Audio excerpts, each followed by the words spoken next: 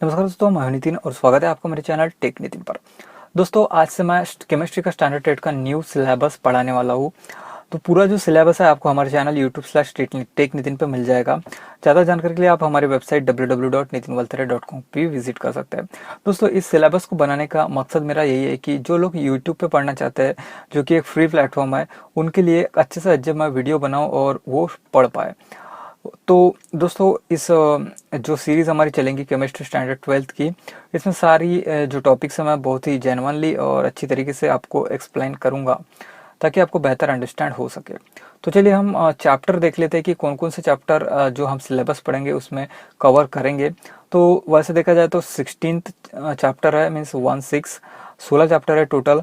तो सभी चैप्टर को हम ब्राइटली पढ़ेंगे और कम से कम समय में कंप्लीट करने की कोशिश करेंगे ताकि आपको पढ़ाई का समय मिल जाए।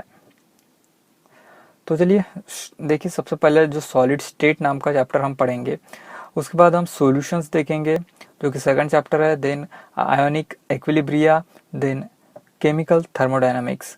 उसके बाद fifth chapter electrochemistry, then next one is chemical kinetics, the next one is element of group 16, 17 and 18, and eighth one is transition and inner transition element. दोस्तों, आपको एक रिक्वेस्ट करना चाहूँगा, यदि आप नए होंगे इस चैनल पे और पढ़ना चाहते हैं केमिस्ट्री पूरा सिलेबस, तो इस चैनल को सब्सक्राइब जरूर कीजिएगा और बेल नोटिफिकेशन आइकन भी प्रेस कीजिएगा ताकि आने वाली वीडियोस की नोटिफिकेशन आपको सबसे पहले मिले। और इसी तरह से 12th की स्टडीज़ के लिए इस चैनल को भी सब्सक्राइब कर सकते हैं, क्योंकि बहुत सारे एजुकेशनल वीडियोस मैं यहाँ पे डालते रहता हूँ। सो आप सब्सक्राइब जरूर कीजिएगा। तो उसके बाद 9th चैप्टर हम देखेंगे coordination compounds, 10th chapter halogen derivatives हम देखेंगे, then 11th alcohol phenol and ethers. उसके बाद aldehydes, ketones and carboxylic acids जो कि 12th चैप्टर है वो देखेंगे। उसके बाद 13 one is amines, 14 one is biomolecules, 15 one is introduction to polymer chemistry, and last chapter हम पढ़ेंगे green chemistry and nano chemistry. तो दोस्तों, इस चैनल के साथ बनिया जरूर रहेगा ताकि आपको जो है सारी अपडेट्स टाइम टू टाइम मिलती रहे। तो चलिए फर्स्ट चैप्टर हम स्टार्ट करते हैं जिसका नाम है सॉलिड स्टेट। तो देखिए, यहाँ पे कुछ पॉइंट्स मैंने जो हाईलाइटेड पॉइंट होते हैं, जो कि इम्पोर्टेंट पॉइंट होते हैं, वो इस स्लाइड में डाले हैं। तो उन चीज़ों को आप ज़्यादा ध्यान दीजिएगा और चीज़ों को समझने की कोशिश करिएगा। और डीप नॉलेज आपको चाहिए होगा तो आप गूगल भी कर सकते हैं, राइट। सो अभी हम बात करते हैं सॉलिड स्टेट। तो देखिए, solid state of matter is characterised by strong interparticle forces of attraction. तो आपने सुना ही होगा, बेसिक्स पढ़ा होगा 11th में। तो basically solid, liquid and gas अलग अलग टाइप के स्टेट्स होती है। इसके अलावा भी कुछ स्टेट्स है, बट जो मेन है वो बता रहा हूँ। तो देखिए, इनमें होता क्या है, सॉलिड स्टेट में जो मैटर रहता है या फिर सब्सटेंस रहता है वो एकदम सॉलिड फॉर्म में रहता है, लिक्विड में लिक्विड फॉर्म में और गैस में गैस फॉर्म में। तो पर्टिकुलरली हम सॉलिड स्टेट को इस चैप्टर में पढ़ेंगे डिटेल में, ठीक है। तो देखिए, first point is solid state of matter is characterised by strong interparticle forces of attraction. तो ये जो पार्टिकल्स होते हैं सॉलिड स्टेट में, इनमें जो inter particle force of attraction होता है वो काफ़ी स्ट्रॉन्ग होता है, इसलिए वो सॉलिड हमें दिखाई देते हैं। The second point is solid have definite shape and volume which change only with temperature and pressure. तो आपने किसी भी सॉलिड चीज़ को देखा होगा, फॉर एग्जाम्पल डस्टर की हम बात करते हैं, तो वो एक सॉलिड है जिसका रेक्टेंगुलर शेप होता है, कुछ वॉल्यूम होता है, और उसे हमें चेंज करना है उस शेप और वॉल्यूम को, तो हमें या तो उसका टेम्परेचर बढ़ाना पड़ेगा तो वो जलना स्टार्ट हो जाएगा, एंड प्रेशर बढ़ाना पड़ेगा तभी वो जो उसका शेप एंड वॉल्यूम है वो चेंज कर पाएगा, ठीक है। तो ये भी इसकी प्रॉपर्टी हो जाती है कि जो सॉलिड स्टेट में जो सब्सटेंस होता है वो उसका स्पेसिफिक शेप एंड वॉल्यूम होता है और उसे चेंज हम कर सकते हैं with increasing temperature and pressure, right. The next point is solid are the constituent particle of atom, ions and molecule. इसका मतलब ऐसा है कि जो सॉलिड है वो अलग अलग पार्टिकल्स से बना हुआ होता है, जैसे कि एटम्स, आयंस एंड मॉलिक्यूल्स।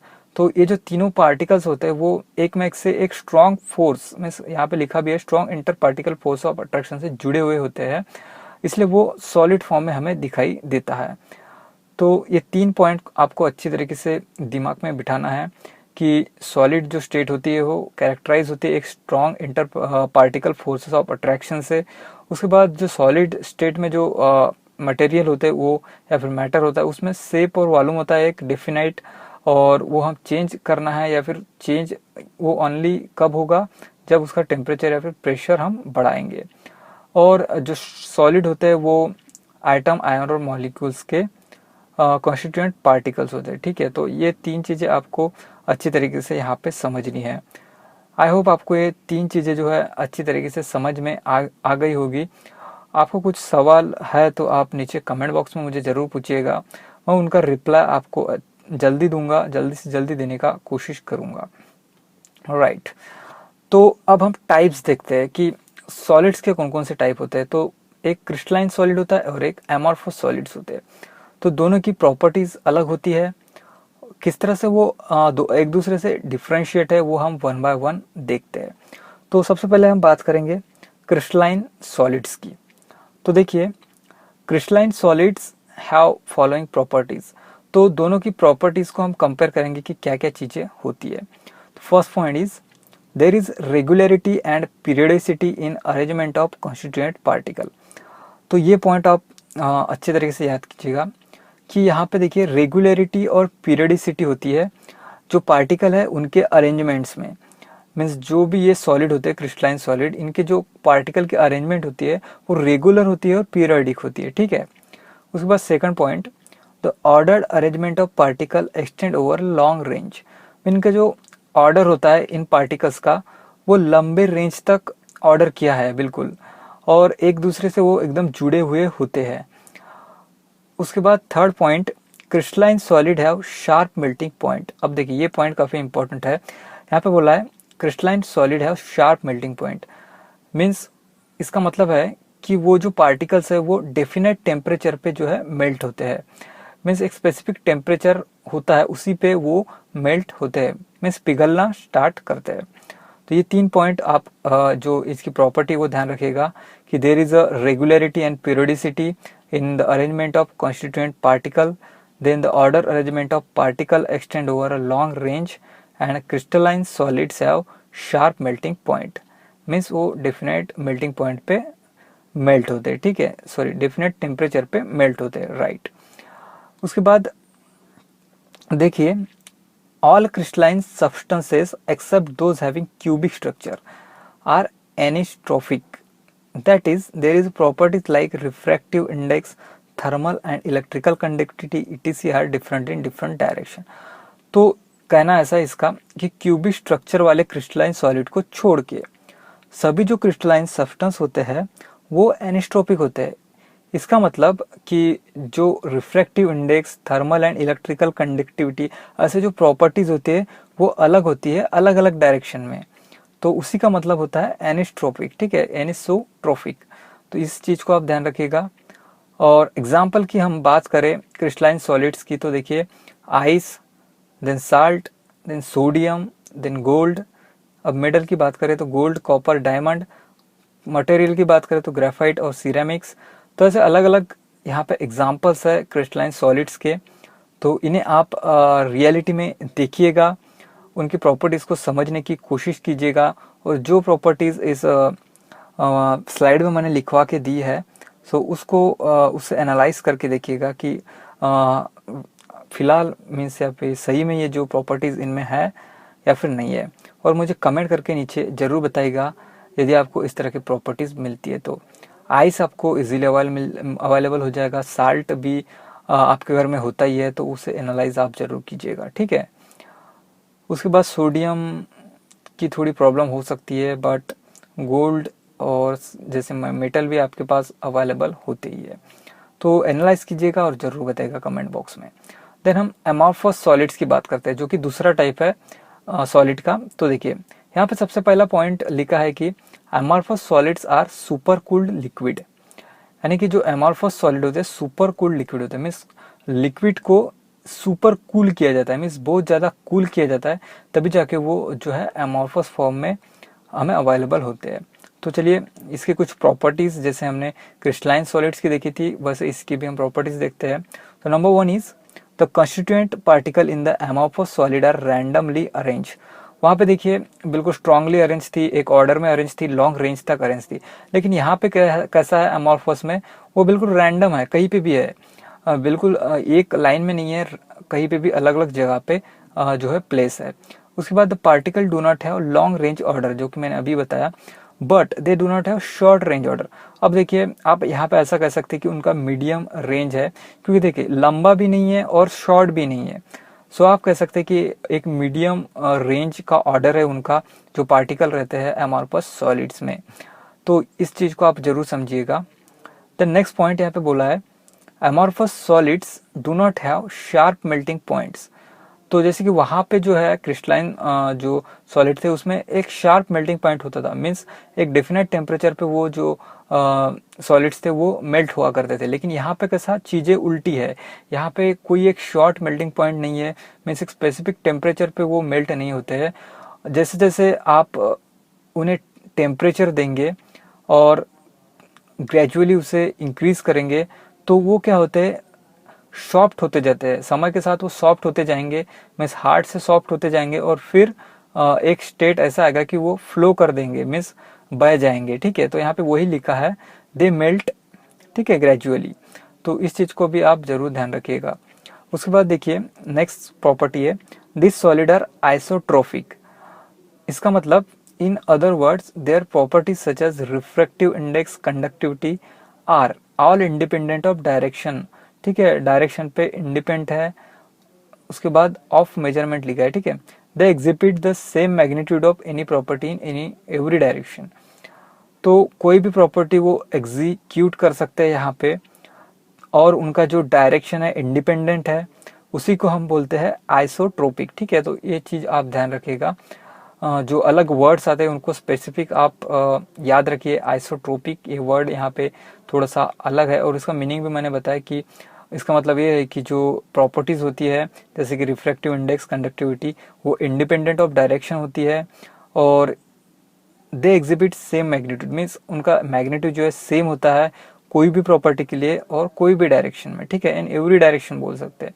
ये जो पॉइंट वही डिनोट करता है they exhibit same magnitude of any property in every direction. Example की बात करें तो ग्लास, प्लास्टिक, रबर, टार, मेटेलिक ग्लास, ऐसे अलग अलग जो चीजें हैं वो एमोर्फस सॉलिड्स में आते हैं। राइट, इन चीजों को भी आप एनालाइज कीजिए और बताइए कमेंट बॉक्स में कि आपने क्या एनालाइज किया। देन हम नेक्स्ट टॉपिक देखते हैं आइसोमॉर्फिज्म एंड पॉलीमॉर्फिज्म।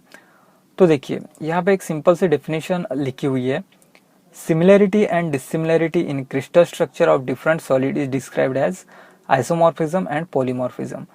मतलब जो सिमिलैरिटी और डिसिमिलैरिटी होती है किसी भी सॉलिड के स्ट्रक्चर की, उसे ही हम डिस्क्राइब करते हैं आइसोमॉर्फिज्म या फिर पॉलीमॉर्फिज्म।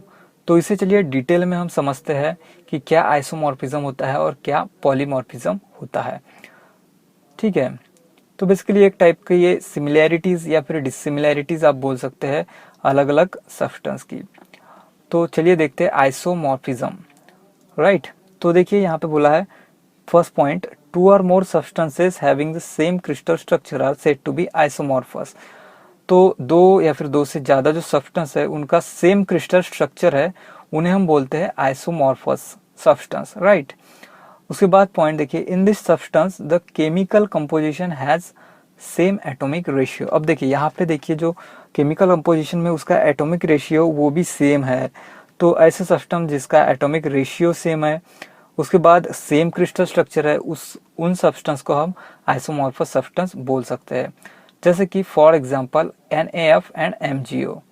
उसके बाद NaNO3 and CaCO3 are isomorphous pairs and they have same atomic ratio 1:1 and 1:1:3 respectively। तो देखिए जो 1:1 जो एटॉमिक रेशियो वो NaF एंड MgO का है, और NaNO3 एंड CaCO3 का जो एटॉमिक रेशियो 1:1:3 है। तो बेसिकली सेम है, इसलिए ये जो सब्सटेंस है वो आइसोमॉर्फस सब्सटेंस हम बोल सकते हैं। ठीक है, तो ऐसे ही सब्सटेंस को आप आइसोमॉर्फिज्म में लाएंगे। ठीक है, तो यहाँ पे सिंपल सी डेफिनेशन है, टू और more substance having same crystal structure are said to be isomorphous. ये जो डेफिनेशन आप ध्यान रखिएगा। देन पॉलीमॉर्फिज्म की बात करते हैं तो देखिए, single substance that exists in 2 और more form are crystalline structure are said to be polymorphous. ठीक है, ऐसा सब्सटेंस जो एक से ज़्यादा फॉर्म में अवेलेबल है और उसका क्रिस्टलाइन स्ट्रक्चर भी अलग है, अलग अलग फॉर्म में है, तो हम उसे पॉलीमॉर्फस सब्सटेंस बोल सकते हैं। उसके बाद polymorphs of a substance are form under different condition. तो ये जो स्ट्रक्चर्स होते हैं या फिर सब्सटेंस होते हैं पॉलीमॉर्फ्स के, वो अलग अलग कंडीशन में तैयार होते हैं। तो ये दो चीज़ें आप जरूर ध्यान रखिएगा, खास करके ये जो डेफिनेशन होती है, डेफिनेशन है single substance that exist two different forms या फिर क्रिस्टलाइन स्ट्रक्चर, उसे हम पॉलीमॉर्फ्स बोलते हैं। अब एग्जाम्पल की बात करें तो देखिए, calcite and aragonite are 2 form of calcium carbonate. ठीक है, तो कैल्साइट आर्गोनाइट ये दो अलग अलग फॉर्म है कैल्शियम कार्बोनेट के। साथ ही alpha quartz, beta quartz and cristobalite are 3 of the several form of silica. तो सिलिका के ये 3 अलग अलग फॉर्म है, इसलिए ये जो है पॉलीमॉर्फिज्म में आते हैं या फिर पॉलीमॉर्फस सब्सटेंस में आते हैं। तो एग्जाम्पल भी आप ध्यान रखिएगा एग्जाम पॉइंट ऑफ व्यू, क्योंकि एग्जाम्पल काफ़ी बार पूछता है एग्ज़ाम में। सो एग्जाम्पल भी ध्यान रखना काफ़ी इम्पोर्टेंट होता है। और ये सारी चीज़ें हमने डिस्कस की, वो ज़रूर आप अच्छे तरीके से पढ़िएगा एक बार। उसके बाद देखिए, polymorphism occurring in element is called एलोट्रॉफी। तो जो भी एलिमेंट में पॉलीमॉर्फिज्म ऑकर होता है उसे हम एलोट्रॉफी बोलते हैं। जैसे कि फॉर एग्जांपल 3 पॉलीमॉर्फिक मीन्स उसे आप एलोट्रोपिक भी बोल सकते हैं। Form of carbon are diamond, graphite and fullerenes. Means diamond अलग अलग फॉर्म में हमें अवेलेबल मिलता है, सॉरी कार्बन के जो अलग अलग फॉर्म होते हैं उन्हें हम डायमंड, ग्रेफाइट एंड फुलरेंस बोलते हैं, जो कि काफ़ी पॉपुलर है। तो देखिए, उसे ही हम पॉलीमॉर्फिज्म बोल सकते हैं। ठीक है, तो यहाँ पे एग्जांपल के साथ काफ़ी अच्छी तरीके से समझाया गया है। सो ये जो सारे पॉइंट्स है आपको ध्यान रखना है और अच्छी तरीके से इन्हें समझना है। उम्मीद करता हूँ आपको ये वीडियो अच्छी लगी होगी। वीडियो अच्छी लगी है तो लाइक बटन जरूर प्रेस कीजिएगा, साथ ही साथ इस चैनल को सब्सक्राइब जरूर कीजिएगा। आने वाले वीडियोस में मैं आगे का पार्ट पढ़ाऊंगा इस चैप्टर का, जो कि सॉलिड स्टेट जो चैप्टर है उसका, और काफ़ी इंटरेस्टिंग वीडियोस होने वाली है। आपको बिल्कुल भी बोर नहीं लगेगा और जो कॉन्सेप्ट है वो अपने आप में ही अलग है और कुछ नया है, तो डेफिनेटली आपको मजा आएगा। और आप जो है इन कॉन्सेप्ट को एकदम अच्छी तरीके से समझिए। ऐसा नहीं कि बिल्कुल आपके ऊपर बर्डन है और आपको ज़बरदस्ती पढ़ना है। आप इनमें घुस जाइए, कॉन्सेप्ट में अच्छी तरीके से उन्हें समझिए, तभी जाके आपको मज़ा आने लगेगा और आपको अच्छी तरीके से समझेगा भी। सो इन टॉपिक्स को आपको अच्छी तरीके से समझना है और फिर जो है एग्ज़ाम में अच्छे मार्क्स लाना है। सो आई होप आपको वीडियो समझ में आई होगी। आपको ये वीडियो कैसी लगी नीचे कमेंट बॉक्स में कमेंट करके ज़रूर बताइएगा और चैनल को सब्सक्राइब जरूर कीजिएगा। Thank you very much.